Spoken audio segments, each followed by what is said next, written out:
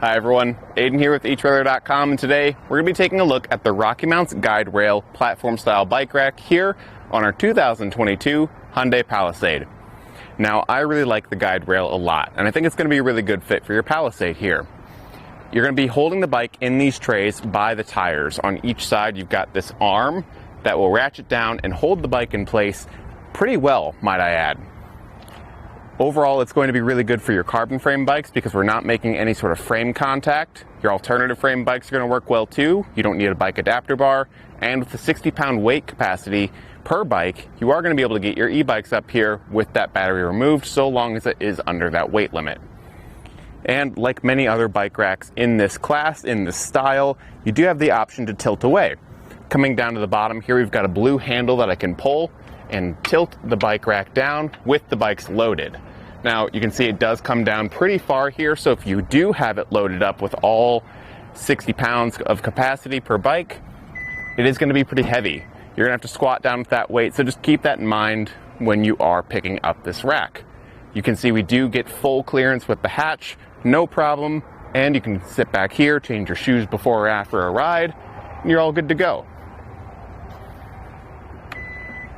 If you are looking for something with an easier tilting, the Hollywood Rack's Destination e-bike rack has a really nice tilting mechanism where you actually stand between the rack and the car and you lean the bikes back really gently. That one's really nice, just the way that it all works. So if you're looking for something easier, that might be an option to consider. Now with the arms here, to disengage them, it's really simple. You just come to these blue levers down at the bottom and flip them up. That's going to disengage the ratcheting mechanism, and I can just push them out of the way. I like this method of doing it because I don't have to worry about holding down a button like I might on the Inno tire hold, and pushing from the bottom where it's a little less easy to hold everything. So I'll just go ahead and set the bike down here.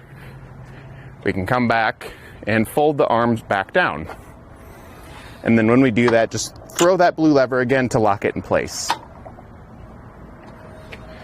And with it like this, let's get some measurements. This bike rack does have a really solid rise, both in the shank and in the trays.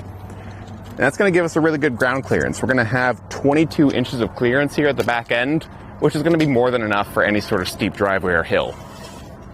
As far as how much it's adding to the back of your vehicle, it is going to stick out 28.5 inches. That's not too bad. The Palisade is a longer vehicle, so just be mindful of that when you are parking in some tighter spots or your garage.